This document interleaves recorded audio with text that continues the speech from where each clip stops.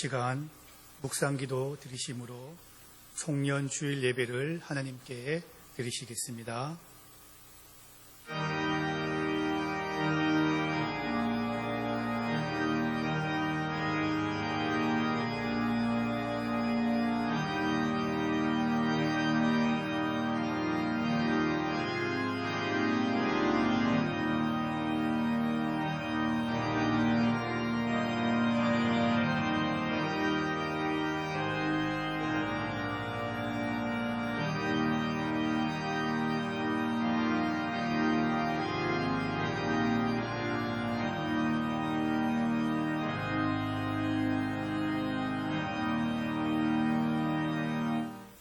너희는 유혹의 욕심을 따라 썩어져가는 구습을 따르는 옛 사람을 벗어버리고 오직 너희의 심령이 새롭게 되어 하나님을 따라 의와 진리의 거룩함으로 지으심을 받은 새 사람을 입으라.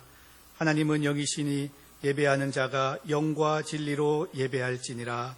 아멘. 다 함께 일어나셔서 찬송가 550장 1절과 3절을 찬송하겠습니다.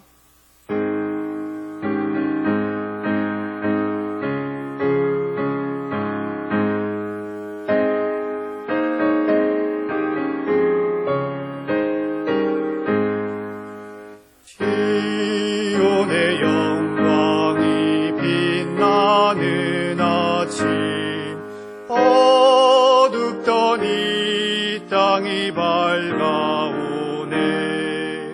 슬픔과 애통이 기쁨이 되니 시온의 영광이 비춰오네.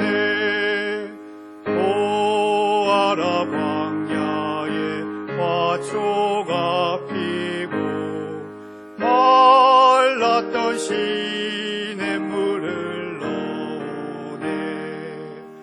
이 산과 저 산이 마주쳐 울려 주의 순종을 찬송하네.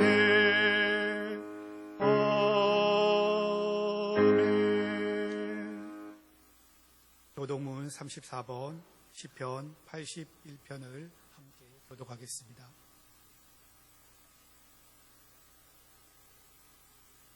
우리의 능력이 되시는 하나님을 향하여 기쁘게 노래하며 야곱의 하나님을 향하여 즐거이 소리칠지어다.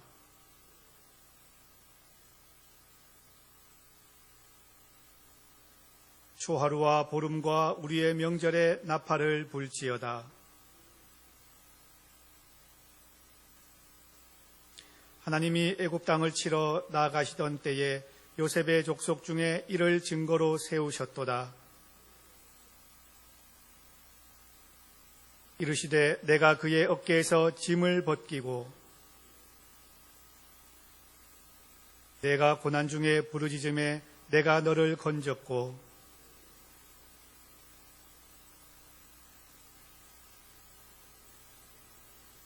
내 백성이여 들으라. 내가 내게 증언하리라.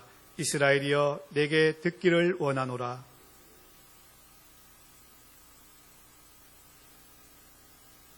나는 너를 애굽 땅에서 인도하여 낸 여호와 내 하나님이니 내 입을 크게 열라. 내가 채우리라 하였으나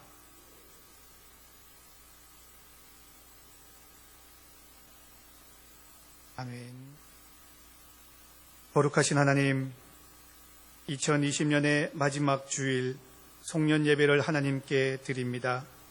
이 예배를 홀로 영광 받아 주옵소서.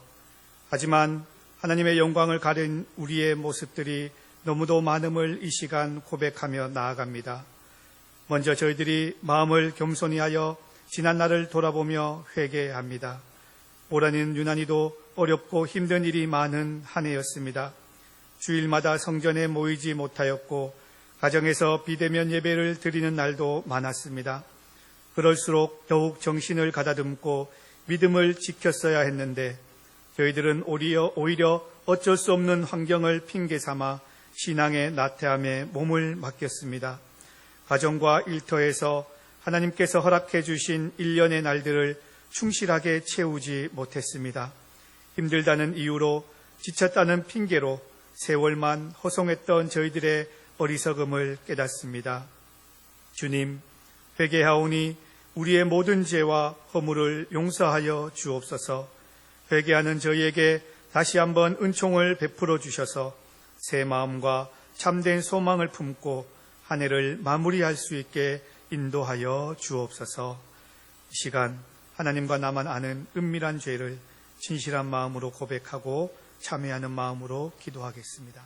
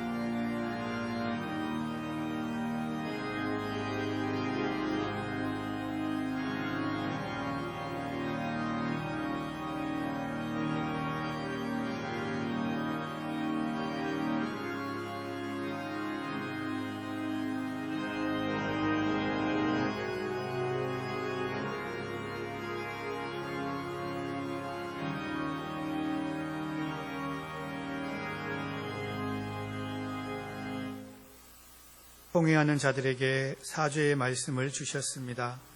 작은 자야 안심하라. 내 죄 사함을 받았느니라. 은혜에 감사하며 함께 신앙 고백하시겠습니다. 나는 전능하신 아버지 하나님 천지의 창조주를 믿습니다. 나는 그의 유일하신 아들 우리 주 예수 그리스도를 믿습니다. 그는 성령으로 잉태되어 동정녀 마리아에게서 나시고 본디오 빌라도에게 고난을 받아 십자가에 못 박혀 죽으시고 장사된 지 사흘 만에 죽은 자 가운데서 다시 살아나셨으며 하늘에 오르시어 전능하신 아버지 하나님 우편에 앉아 계시다가 거기로부터 살아있는 자와 죽은 자를 심판하러 오십니다. 나는 성령을 믿으며 거룩한 공교회와 성도의 교제와 죄를 용서받는 것과 몸의 부활과 영생을 믿습니다. 아멘. 함께 앉으셔서 찬송가 432장 찬송하겠습니다.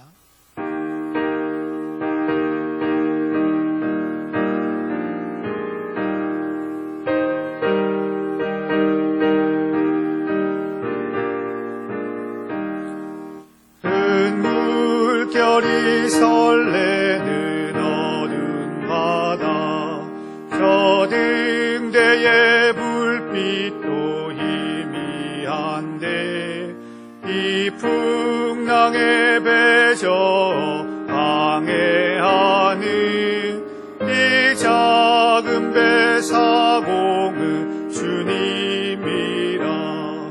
나 두려움 없네 두려움 없도다. 주 예수님 늘 깨어 계시도다. 이 흉흉한 바다를 다 지나면 저 소망의 나라에 이르리라. 큰 풍랑이 배를 위협하며 저 깊은 물이 벌려 달려드나 이 바다에 노저 항해하는 이 작은 배 사공은 주님이라. 나 두려움 없네 두려움 없도다. 주 예수님 늘 깨어 계시도다. 이 흉흉한 바다를 다 지나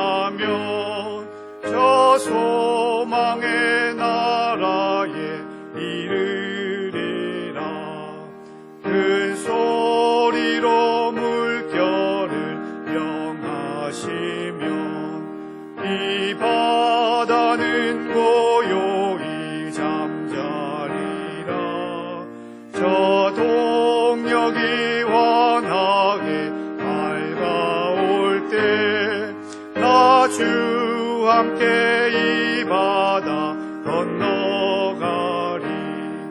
나 두려움 없네 두려움 없도다. 주 예수님 늘 깨어시도다.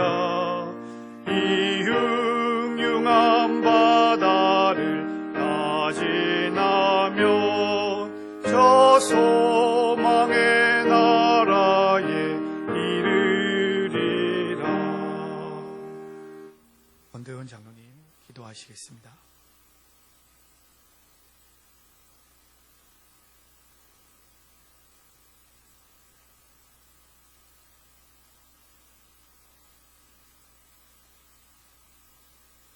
사랑과 은혜가 풍성하신 하나님 아버지, 새로운 다짐으로 한 해를 시작한 지가 그제 같은데 벌써 12월 마지막 주일을 맞았습니다. 올 한 해 하나님의 크신 은혜와 사랑에 감사드립니다. 지난 한 주간도 코로나 재확산으로 고통 가운데 있는 저희들을 지켜주시고 오늘 이 시간 비대면 예배를 드리오니 이 예배를 주님 홀로 영광 받아 주시옵소서. 코로나 재확산으로 인하여 주님 전에 온 성도들이 함께 모여 예배를 드리지 못하오나 믿음이 있는 곳에 그 어디나 주님께서 계시오니 온 성도들이 신령과 진정으로 예배를 드리오니 기뻐 받아 주시옵소서. 한 해를 돌이켜 봅니다. 참으로 힘들고 어려웠던 한 해가 지나가고 있습니다. 코로나 재확산과 추운 날씨와 어려운 경제 사정으로 어려움이 있었지만 하나님께서 참으로 많은 것을 허락해 주셨습니다. 그러나 주신 은혜에 감사하지 못했으며 잘못하고 후회한 일들도 제대로 회개하지 못하였음을 고백합니다. 이 시간 주님께 다시 한번 간구하오며 지난 시간 잘못된 삶을 회개하오니 밝아오는 새해에는 감사하며 기뻐할 일들이 차고 넘쳐나게 하여 주시옵소서. 우리 강성교회를 위해 기도드립니다. 코로나19와 어려운 경제 사정으로 세상 일이 힘들고 어렵더라도 좌절하지 않게 하시고 주님을 바라보면서 새 힘을 얻는 성도들이 다 되게 하여 주시옵소서. 모든 성도 한 사람 한 사람 능력의 손으로 붙잡아 주셔서 낙심한 자들에게 위로와 용기를 주시고 몸과 마음이 지친 자들에게는 소망의 주님을 바라보고 새 힘을 얻게 하여 주시옵소서. 하나님 아버지, 유치부에서 작년에 이르기까지 늘 함께 하시어 지체의 귀한 사명을 잘 감당케 하시고 특별히 교회 학교와 청년들을 사랑하셔서 든든한 믿음의 대를 이어가게 하여 주시옵소서. 또한 새로 선출된 각 부서의 회장님과 임원들에게 능력을 더입혀 주셔서 힘든 이때 귀한 사명 잘 감당케 하여 주시옵소서. 한 해 동안 교회를 위해 수고하시고 애쓰신 담임 목사님과 교육자들에게 성령의 능력을 다하여 주셔서 맡겨진 사명 잘 감당케 하시고 온전히 몸된 교회와 성도들을 위하여 기도하실 때 피곤치 않게 하시고 건강 지켜 주시옵소서. 이 시간 하나님의 말씀을 전하시는 담임 목사님께 늘 성령을 기름 부으심과 충성하심 안에서 하나님께 기름쓰임 받는 목사님 되게 하옵시고 주님 말씀을 듣는 저희들 마음에 성령의 치료와 위로하심과 살아계신 하나님의 말씀을 듣게 하옵소서. 하나님 아버지, 언제나 보이지 않는 곳에서 섬기는 봉사자들 손길들이 있습니다.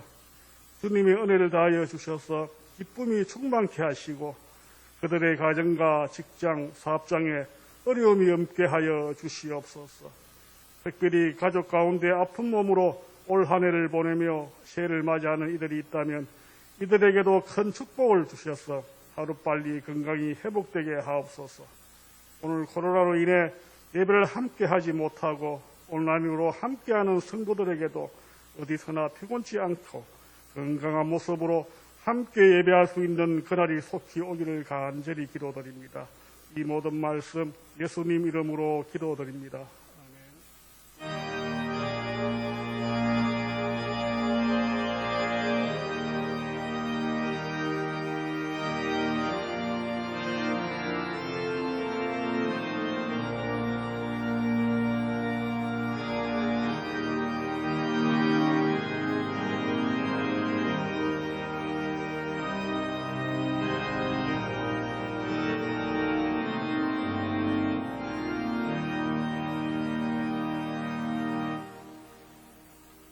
하나님의 말씀은 디모데전서 1장 18절에서 20절까지 말씀입니다. 디모데전서 1장 18절에서 20절 말씀입니다. 말씀을 봉독할 때에 하나님의 음성으로 우리의 마음에 들려줄 수 있기를 바랍니다. 아들 디모데야, 내가 네게 이 교훈으로서 명하노니 전에 너를 지도한 예언을 따라 그것으로 선한 싸움을 싸우며 믿음과 착한 양심을 가지라. 어떤 이들은 이 양심을 버렸고 그 믿음에 관하여는 파선하였느니라. 그 가운데 후메네오와 알렉산더가 있으니 내가 사탄에게 내준 것은 그들로 훈계를 받아 신성을 모독하지 못하게 하려 함이라. 아멘. 목사님 나오셔서 말씀 선포하실 때에 은혜의 시간 되시기를 바랍니다. 오늘도 우리가 비대면으로 우리 하나님 앞에 예배드리지만 우리가 가정과 또 삶의 처소에서 비대면이라는 명목하에 예배드리지만 그러나 하나님 앞에는 비대면이 없습니다. 하나님 앞에는 얼굴과 얼굴을 맞대고 대면해서 예배하는 그런 시간입니다. 그래서 가정에 있든지 어디 있든지 우리 교회에서 예배 드리듯이 바른 자세를 하고 하나님 앞에서 이렇게 예배에 집중해 주시기를 바랍니다. 우리 인생은 다른 것이 없습니다. 인생이 거창하게 얘기하지만 들어가 보면 아주 단순합니다. 이 세상 살다가 죽어서 천국 가는 겁니다. 그래서 우리가 예수 믿고 신앙생활하는 이유도 바로 거기에 있습니다. 죽어서 천국 가는 것이고 천국에서 영원히 사는 것이 우리의 인생의 목표입니다. 그리고 또 우리가 이 세상 살면서 저마다의 소원이 있는데 그 소원의 항구에 저마다의 가나안에 들어가는 것이 소원입니다. 목사인 저도 소원하는 것이 있고 여러분 개개인도 소원이 있는데 그 소원의 땅에 들어가는 것이 우리 모두의 바람입니다. 그런데 우리가 천국에 들어가거나 소원의 항구로 향하여 갈 때 필요한 것이 바로 이동수단입니다. 지난 주일에는 수레바퀴 이하를 통하여 말씀을 드렸습니다. 우리가 이동할 때 바퀴가 필요한데 네 바퀴가 필요한데 바퀴마다 이렇게 바퀴가 커야 되고 든든해야 된다. 바퀴가 작으면 조그만 틈에 걸려서 넘어가지 못해요. 믿음이 적은 사람들은 넘어가지 못하고 걸려 넘어집니다. 이 바퀴가 커야 되고 또 중요한 것은 이 바퀴의 살들이 서로 균형이 맞아야 됩니다. 하나님 앞에 말씀하고 기도하는 하나님과의 관계가 말씀과 기도가 균형이 맞아야 되고 또 우리 인간과의 관계 속에서 교제와 또 복음을 증거하는 균형이 맞아야 되고 또 하나님의 말씀에 순종하는 것들이 이렇게 균형이 이루어야 됩니다. 이 균형 잡힌 이 신앙생활이 될 때 비로소 천국 가는 그 길에 낙오되는 사람이 없습니다. 바울은 그 당시 이동수단인 배를 하나의 비유로 설명을 하고 있습니다. 옛날에는 이동수단이 그렇게 발달되지 않아서 주로 11번을 타고 다녔다. 11번은 여러분 알죠? 도보입니다. 그리고 부자들은 마차를 타거나 또 말을 탔죠. 그리고 먼 거리는 배를 타고 이동을 했습니다. 바울이 전도로 여행을 하면서 이동했던 거리를 계산해 보면 적어도 2만 킬로가 넘는다라는 거예요. 걸어서 2만 킬로라는 거. 그리고 그 오랜 시간이 아니라 그 길지 않는 그 시간 내에 2만 킬로를 다니면서 선교했다라는 거 보면 대단합니다. 그리고 장거리를 할 때는 주로 해안 선교를 했어요.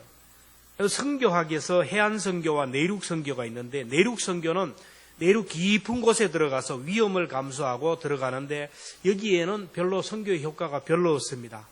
주로 해안 선교를 했는데 배를 타고 항구에 들어가고 그 항구 직경 지역에서 복음을 전합니다. 옛날이나 지금이나 항구는 사람이 모이고 물류가 모이는 그래서 교통의 중심지고 문화와 문명이 발달하는 가장 발달한 도시가 항구에 있습니다. 그래서 선교사들이 항구에 도착해서 배를 정착하고 복음을 전하다 위기 상황이 되면 배를 타고 철수를 했습니다. 바울은 주도 항구를 중심으로 그렇게 복음을 전했는데 배 멀미도 참 많이 하고 배를 타면서 고생도 너무 많이 하고 배가 파손되어서 너무 고생을 많이 했어요. 고린도후서 11장 25절에 보면 3번 태장 맞고, 이 태장이라는 말은 여러분 알죠? 죽을 정도로 맞는 거예요. 그러니까 바로 목숨이 깔딱깔딱 넘어가기 전에 때리는 것을 중단하는 거예요. 이게 반 죽는 거죠. 살아도 사는 것이 아니죠. 이런 태장을 3번이나 맞고, 돌에 맞고, 3번 파송하고 일주야를 깊은 바다에 지냈다. 그러니까 배를 타고 파선이 되어서 고생을 많이 했다라는 거예요. 3번이나 파선이 되었다라는 거예요. 바울은 믿음의 여정을 배를 타고 항해하는 것으로 비유를 하면서 설명하며, 그 여정 가운데 중도에 낙오하였고 믿음의 파선을 했던 사람의 이런 이야기를 합니다. 4장 10절에 보면 데마는 세상을 사랑하여 나를 버리고 데살로니가로 가고, 그레스게는 갈라디아로 가고, 디도는 달마디아로 갔다. 그리고 오늘 본문에도 후메네오와 알렉산드를 얘기하면서 믿음이 파손되지 않도록 조심하라 그랬습니다. 여러분, 바다에서 배가 파손되면 어떻게 되겠습니까? 천성을 향하여 가는 구원선이 파손이 되면 어떻게 합니까? 우리가 원하는 소원의 항구를 향하여 가다가 파손이 되는 사람들이 많지 않습니까? 그래서 우리는 날마다 내가 타고 있는 믿음의 배를 점검해야 됩니다. 오늘은 송년주일인데 2020년 한 해 동안도 우리가 믿음의 배를 타고 오늘까지 잘 왔습니다. 지난 한 해 우리에게는 많은 일들이 있었어요. 코로나19로 인하여 경제적으로나 정치적으로나 모든 면에 있어서 지금도 어둠이 거치지 않고 있습니다. 건강이 다쳐서 외로움에 눈물 흘리는 사람도 많았고, 가정에 큰 풍파를 만나서 고통 가운데 신음하는 우리 가족들도 있고, 개인적으로나 교회적으로나 민족적으로 어려운 한 해였습니다. 새해를 맞이하지만 여전히 우리에게 드리워져 있는 어둠의 그림자는 이렇게 지나지 않고 계속 함께하고, 여전히 해결되지 않는 문제를 안고 새해를 열어가야 되는 그런 현실 속에 있습니다. 그러나 우리가 이 자리에서 송년주일을 맞이하는 새해를 맞이하기 전에 다시 한번 내가 타고 있는 믿음의 배를 점검하는 것이 중요합니다. 열심보다 더 중요한 것은 방향이고, 그 어떤 것보다 더 중요한 것은 믿음의 배, 뒤집어지지 않고 파손되지 않는 믿음의 배라는 거예요. 자, 믿음의 배에서 우리가 3가지를 꼭 점검해야 되는데, 첫째가 뭐냐면은 말씀의 내비게이션입니다. 요즘 자동차도 배도 그리고 비행기도 내비게이션이 있어서 인공위성에서 쏘아주는 GPS의 안내를 받습니다. 그래서 한 치 앞을 볼 수 없는 안개가 자욱한 곳이라도, 그리고 망망대해 가운데라도, 캄캄한 밤이라도 그 내비게이션을 따라가면 목적지에 도착하게 됩니다. 배의 선장도 망망대해 가운데 내비게이션을 보고 갑니다. 하늘을 나는 비행기도 내비게이션의 지시를 받으며 갑니다. 우리가 한번 제가 말씀을 드렸지만은 비행기 조종사들이 훈련을 받을 때 그 훈련 받는 것이 뭐냐 하면 자기의 눈이나 자기의 감각보다는 계기판을 신뢰하는 훈련을 한다 했습니다. 하늘에서 보면 하늘이나 바다나 색깔이 비슷하기 때문에 바다를 하늘로 생각하고 기술을 올리다가 결국 바다에 추락해 죽는 사람들이 있다라는 겁니다. 그래서 조종사는 항상 내 눈을 믿는 것이 아니고 내 감각을 믿는 것이 아니라 철저하게 계기판을 집중하고 계기판을 신뢰하는 그런 훈련을 한다라는 겁니다. 우리가 신앙생활을 하면서 자꾸 내 감각을, 내 이성을, 내가 배운 지식을, 내가 배운 상식을 자꾸 의존하다 보니까 실수하고 결국 격길로 가는 경우가 많습니다. 특별히 천국은 천국 가는 내비게이션인 말씀의 안내를 받지 않으면 갈 수가 없어요. 그래서 말씀을 보는 훈련, 말씀에 집중하는 훈련, 말씀을 신뢰하는 훈련을 해야 됩니다. 바울은 믿음의 아들 디모데에게 이런 부탁을 합니다. 18절에 보면 아들 디모데야, 내가 내게 이 교훈으로 명하노니 전에 너를 지도한 예언을 따라. 이 교훈으로 명한다라는 말은 하나님의 말씀을 의미하는 거예요. 하나님의 말씀이 지혜가 되고 방향 제시가 되는 영적인 내비게이션이고, 말씀이 해도가 되고 말씀이 나침판이 되는 그런 기구가 되어서 항해를 잘 하라는 겁니다. 그리고 전에 너를 지도한 예언을 따라. 이 말은, 전에 지도한 예언이라는 말은 디모데가 안수 받을 때 주었던 말씀, 디모데가 목사 안수를 받을 때 주었던 말씀입니다.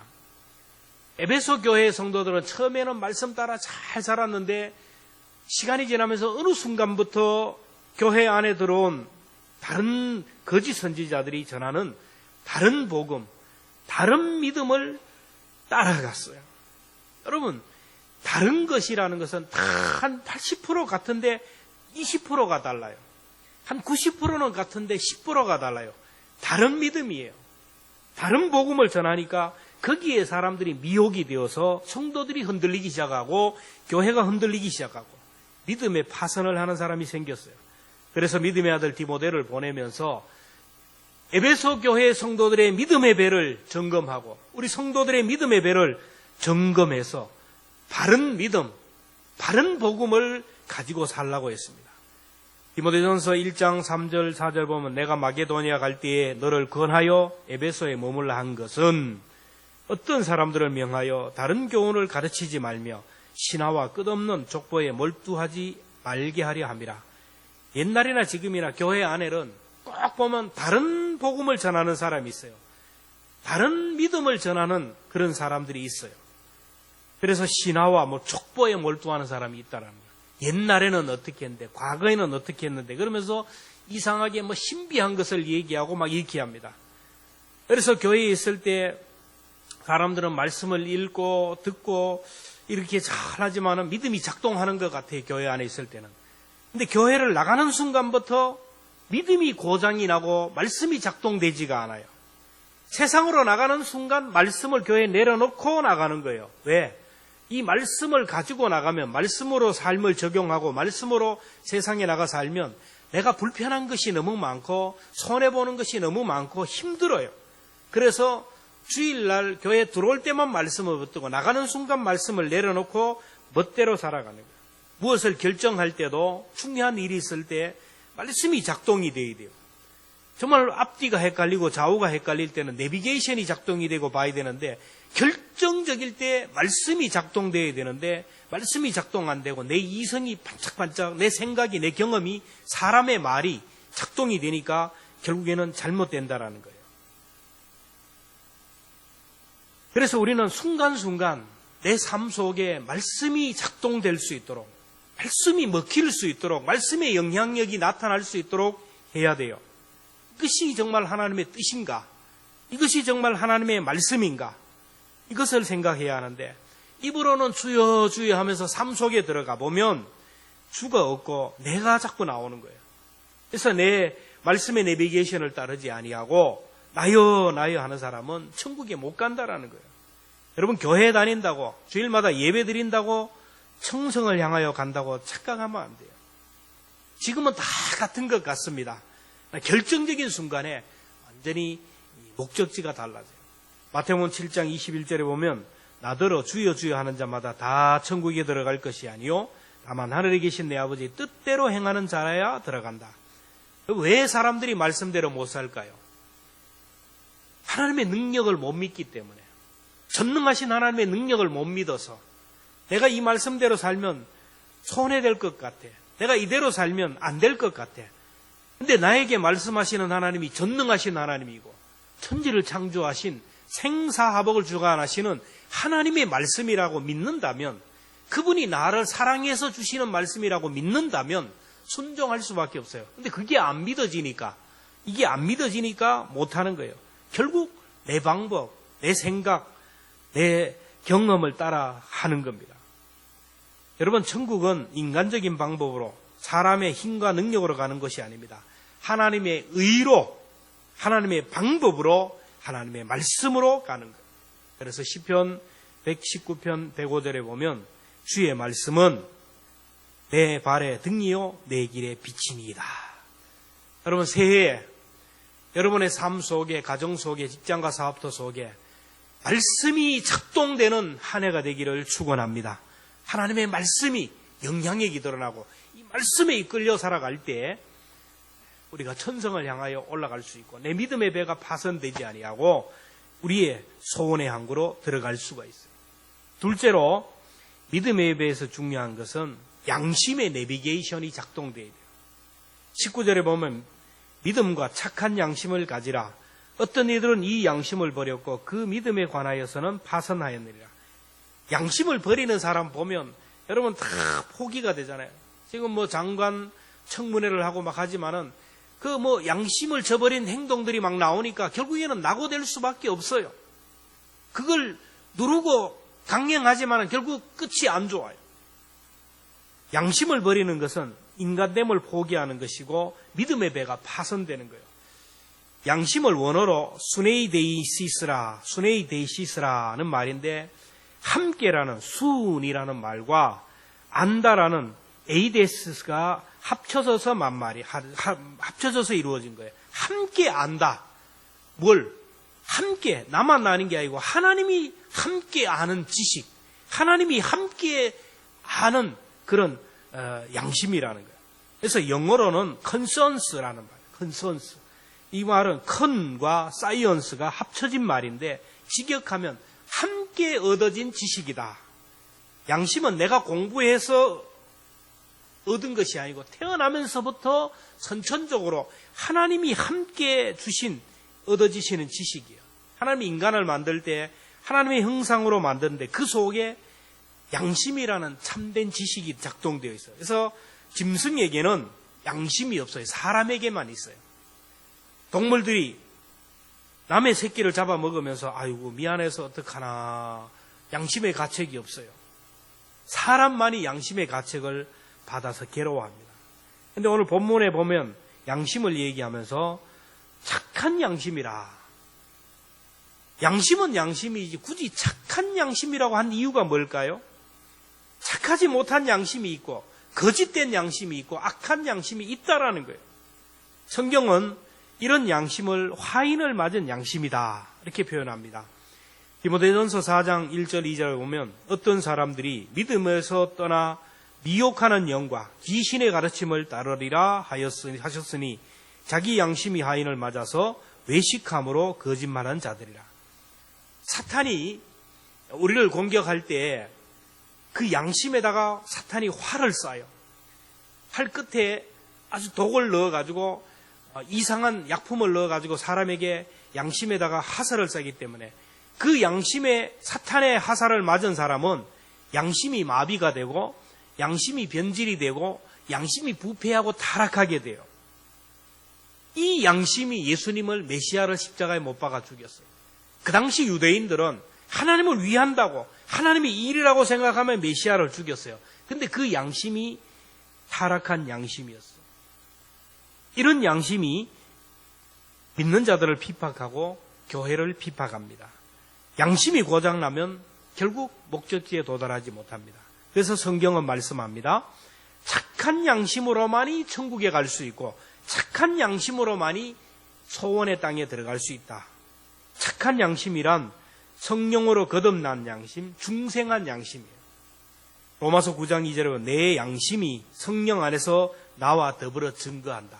내 속에 거듭난 양심이 오늘 우리의 신앙 양심이 나를 막 증거하는 거예요. 로마서 2장 15절에 보면 양심이 증거가 되고 고발되며 변명하여 율법의 행위를 나타내느니라. 양심이 끊임없이 내 속에서 고발한다라는 거예요. 우리의 영혼은 양심과 연결이 되었기 때문에 양심이 마비되면 영혼이 마비가 되고 양심이 병들면 영으로 병이 되는 거예요. 양심이 죽으면 영도 죽게 돼요. 하나님께서는 양심을 통하여 말씀하는데 양심을 벗어나서는 미래가 없어요. 착한 양심과 믿음에서 파선한 사람 두 사람을 얘기하죠. 후메네오와 알렉산더. 그들은 잘못된 양심으로 끝까지 바울을 괴롭혔던 사람이고 선교의 걸림돌이 되었어요.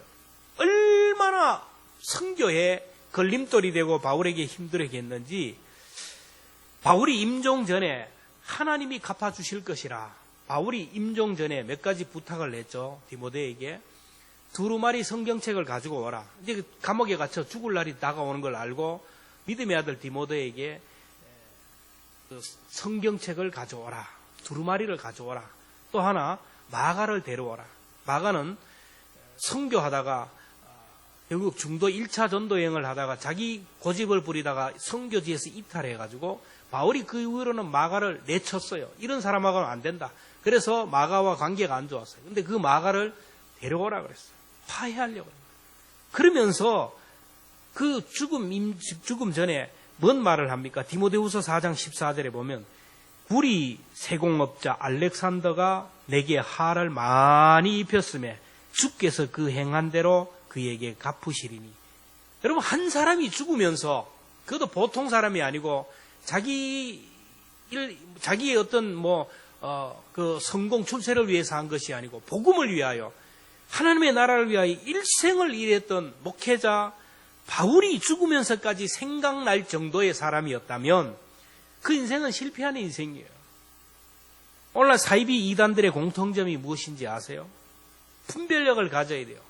기존 교회를 막 비판합니다. 한국 교회가 다 썩었다 그리고 기존 교회 목회자들을 비판합니다. 한국 교회 목사가 다 썩었다 그리고 내가 옳다는 거예요. 내가 기도하고 내가 영이 바르고 내가 예영이 최고다고 주장하고 그래서 교회와 지도자의 권위를 무시하고 성도들 사이에 이간질을 하고 믿음을 떨어뜨려요. 그러면서 자기는 내 신앙이 좋다 그리고 내 믿음이 최고라 그리고 그 영혼을 위해서 한다라는 거예요. 교회를 위해서 한다는 거예요. 여러분, 성도들의 신앙과 교회를 무시하고 지도자를 무시하는 양심은 사탄에게 하인 맛은 양심이에요. 그런 사람이 어떻게 천국에 갑니까? 이런 사람들이 성도들에게 인정을 받을 수가 없죠. 우리는 착한 양심을 가져야 돼요. 병들지 않는 착한 양심, 성령으로 거듭난 신앙 양심이 살아있어서 이 양심으로 하루하루를 살아가면 우리의 미래는 밝아지게 된다. 마지막으로 믿음에 비해 중요한 것은 동력이 강해야 됩니다.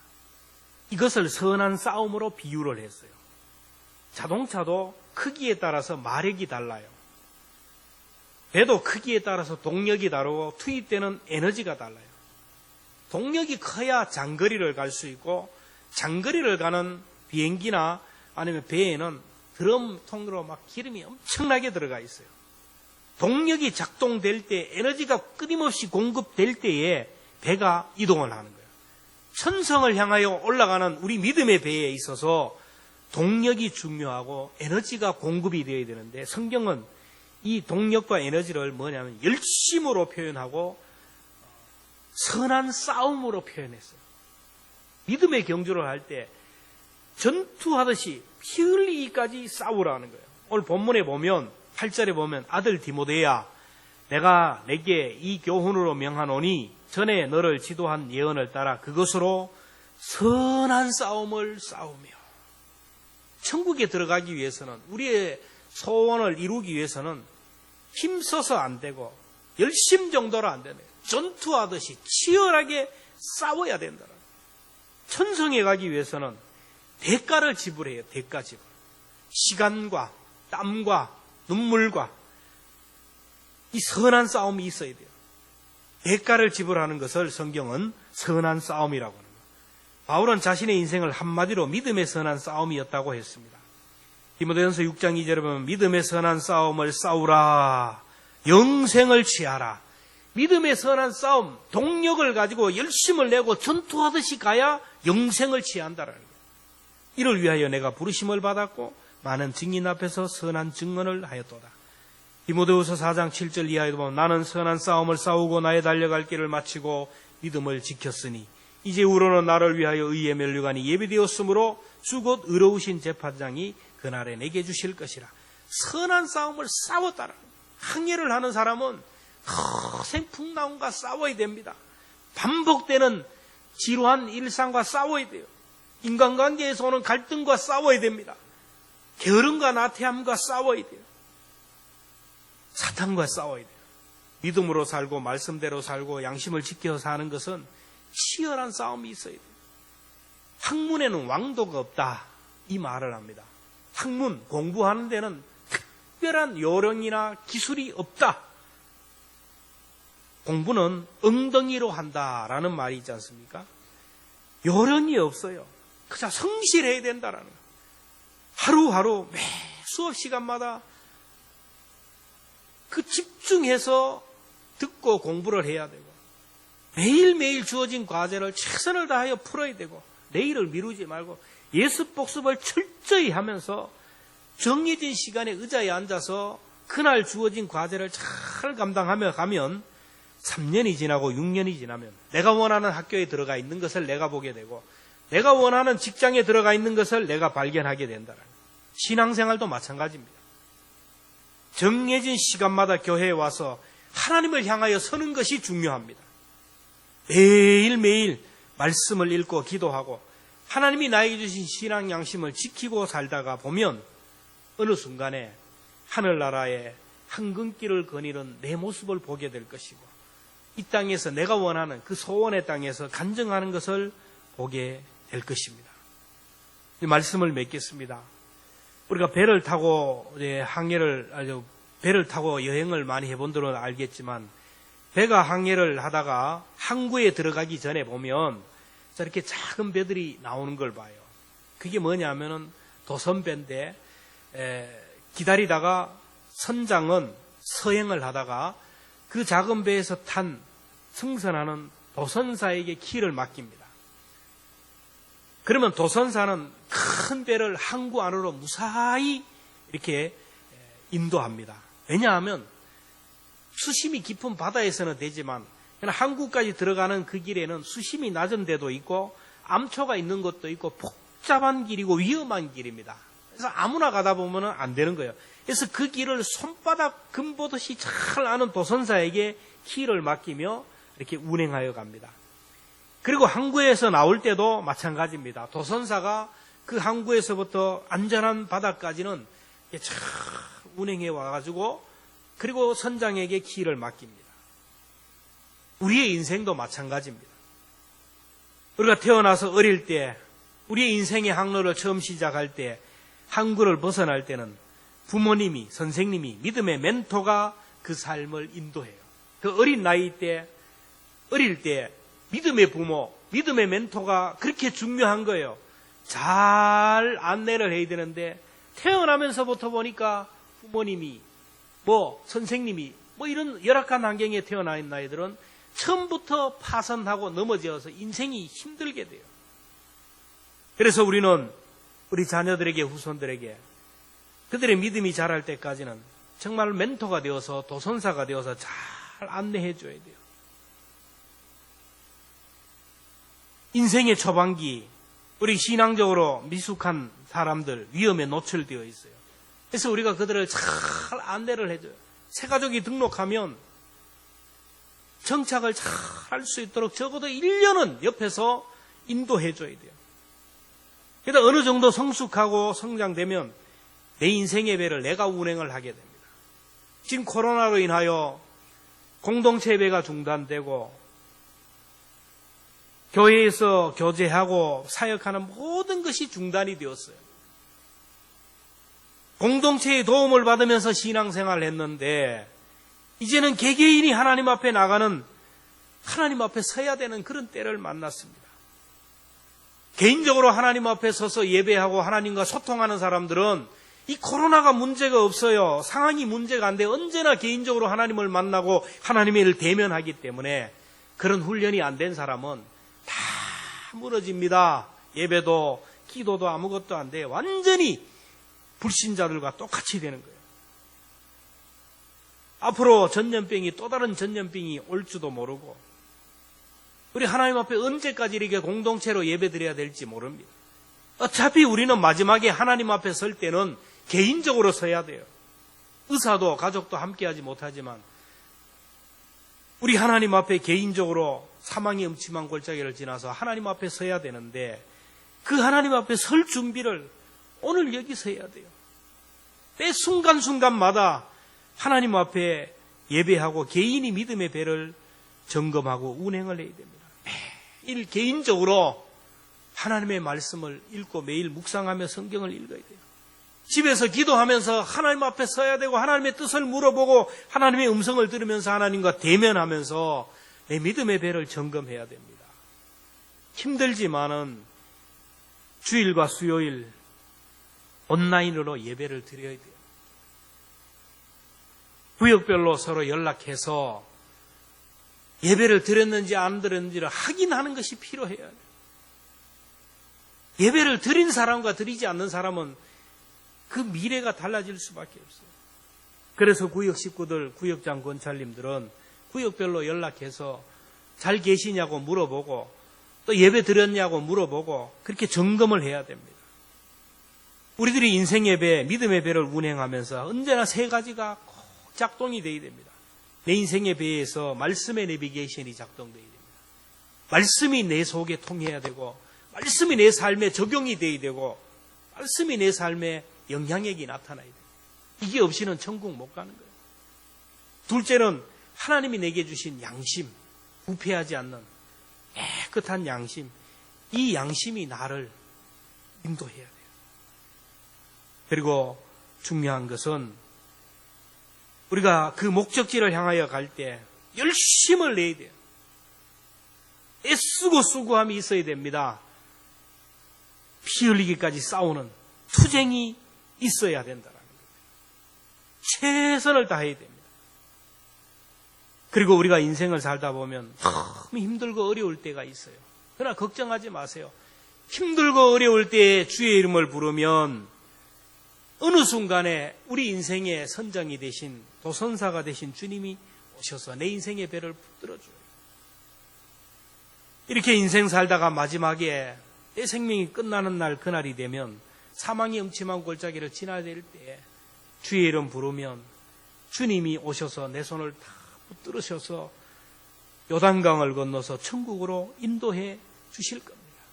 그때만 아니라 오늘 이 시대 가운데서도 힘들고 어려울 때 하나님 앞에 기도하면 하나님이 우리에게 피할 길을 주시고 우리 하여금 넉넉히 이길 수 있는 힘을 주시는 거예요. 새해에는 믿음의 배를 잘 점검하시고 시작을 믿음으로 시작하고 끝까지 믿음으로 목적지에 운행하는 광성의 방주가 되고 저와 여러분들의 믿음의 배가 되었으면 좋겠습니다. 우리가 찬송을 373장 부를 텐데 고요한 바다로 저천성 향할 때 주 내게 순풍 주시니 참 감사합니다. 큰 물결 일어나 나서지 못하나 이 풍랑 인하여 더 빨리 갑니다. 내 걱정 근심 시없게 하시고 내 주여 얻은 영혼 곧 밝게 하소서. 이 세상 고락간 주 뜻을 본받고 내 몸이 의지 없을 때 큰 믿음 주소서. 우리 이 찬송 부르면서 우리 말씀을 생각하면서 우리 하나님 앞에 나갈 수 있기를 바랍니다.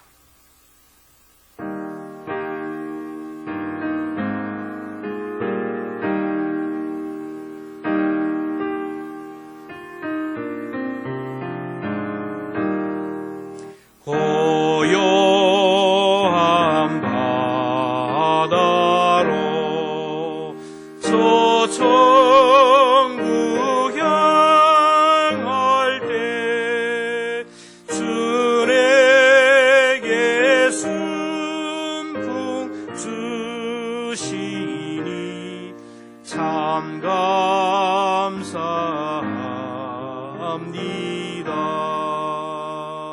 큰 물결 일어나 나시지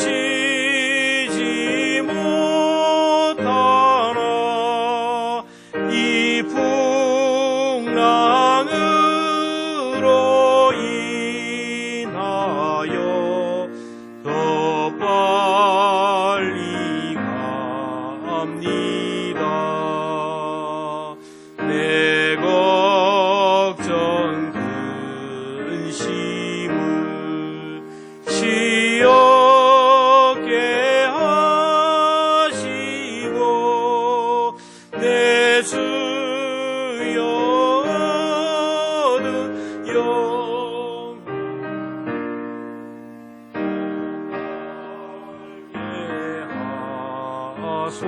하소서. 이 세상 돌아간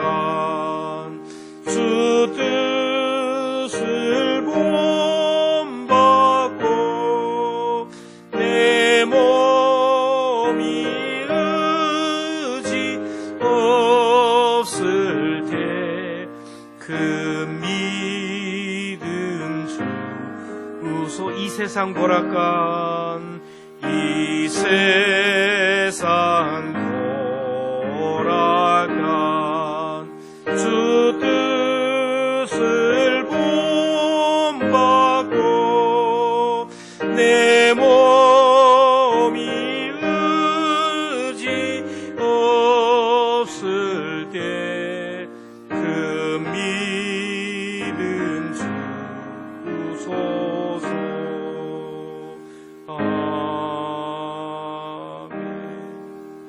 하나님 아버지, 2020년 송년주일을 맞아서 우리 광성의 믿음의 지체들이 저마다의 삶의 처소에서 성전을 향하여 하나님을 향하여 서서 비대면으로 하나님 앞에 예배드립니다. 우리가 얼굴과 얼굴을 맞대어 예배하지 못하지만 하나님은 그들 가운데 자정하시고 얼굴과 얼굴을 맞대어 만나주시고 만져주시고 성령의 깊은 감동으로 붙들어 주실 줄로 믿습니다. 하나님, 지난 한 해 많은 어려움들이 있었습니다. 그리고 또 새해를 맞이하지만 여전히 우리 앞에는 어두운 먹구름이 가득하고 해결되지 않는 문제들이 가득합니다. 그러나 하나님이 우리와 함께하여 주시고 하나님이 우리의 길을 열어주실 것이기에 믿음으로 감사하며 믿음으로 또 한 해를 시작하고자 합니다. 하나님, 2021년도를 우리가 살아갈 때에 내 인생의 믿음의 배를 다시 한번 점검하는 시간들이 되게 하여 주시기를 원합니다. 내 삶의 우리 가정과 우리 교회와 이 민족 가운데 말씀의 내비게이션이 작동하는, 말씀이 실제로 살아 역사하는 우리의 삶에 영향력을 주는 한 해가 되기를 원합니다. 하나님, 살아있는 양심이 작동되고 양심이 고발하고 양심이 증거하는, 양심이 살아있는 우리의 삶이 되기를 원합니다. 하나님, 현실을 바라보며 여러 가지 상황을 바라보며 나태하고 절망하고 한숨 쉬지 않게 하시고 그 시간에 일어나 주의 이름 부르고 그 시간에 일어나서 내 할 일을 찾으면서 열심을 다하게 하여 주셔서 정말 새해에는 좀 더 나은 세계를 향하여, 좀 더 나은 믿음의 단계를 향하여 전진하는 우리 교회가 되게 하시고 모두가 성장하고 성숙할 수 있도록 은혜를 베풀어 주시기를 원합니다. 하나님, 속히 이 땅을 덮고 있는 코로나 바이러스가 종식되게 하여 주셔서 우리 모두가 아름다운 일상을 회복하는 귀한 복을 우리 모두에게 허락하여 주옵소서. 하나님, 이러한 때에 우리 성도들에게 지혜를 주셔서 방역수칙을 잘 지키게 하여 주시고 사회적 거리를 유지하면서 내 생명과 우리 이웃의 생명을 지켜내게 하여 주옵소서. 오늘도 주의 전에 올라올 때 공수로 나오지 않게 하시고 또 귀한 예물을 드린 손길들이 있습니다. 하나님, 저마다의 가정에서 또 온라인으로 하나님 앞에 예물 드리는 손길들이 있습니다. 11조를 드리고 감사헌금을 드리고 성교헌금, 건축헌금, 생일헌금, 성탄 예물을 드린 손길들 하나님 제목 아시겠사오니 하나님, 참으로 어렵고 힘든 가운데 11조 드린 가정들에게는 하나님 밀가루통에 밀가루가 기름병에 기름이 끊어지지 않는 복을 허락하여 주시고 하나님이 보장하시는 믿음의 기업들이 되게 하여 주옵소서. 날마다 여러 가지로 물질로 또 아버지 하나님 기도로 헌신하는 주의 종들의 가정 위에도 하나님 날마다 하늘문이 열려지게 하여 주시고 하나님이 채우시고 하나님이 회복시킴으로 인하여 여호와는 나의 목자시니 내가 부족함이 없으리라는 신앙의 고백이 날마다 저들의 입술에서 고백되게 하여 주옵소서. 귀한 예물이 쓰여지는 곳마다 하나님의 영광이 높이 드러나게 하여 주옵소서. 예수님의 이름으로 기도하옵나이다. 아멘. 교회 소식입니다.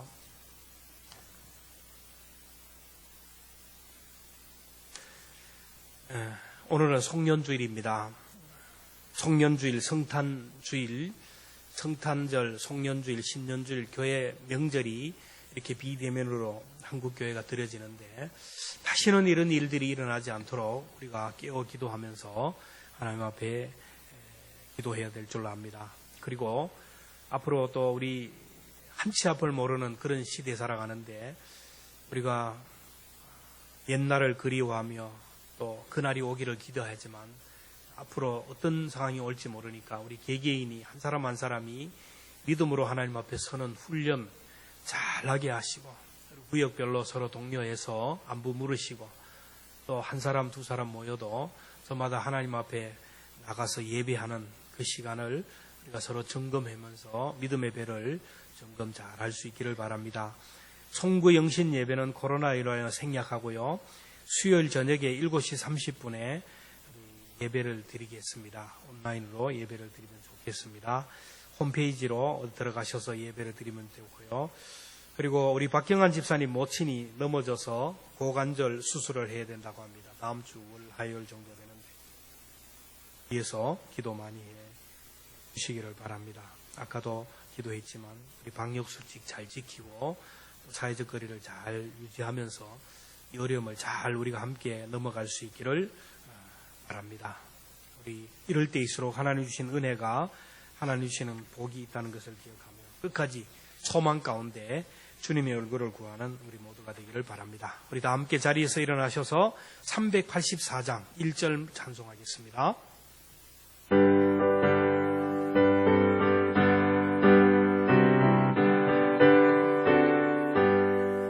나의 갈 길 다가도록 예수 인도하시니 내 주 안에 있는 긍휼 어찌 의심하리요. 믿음으로 사는 자는 하늘 위로 받겠네. 무슨 일을 만나든지 만사 형통하리라. 무슨 일을 만나든지 만사 형통하리라.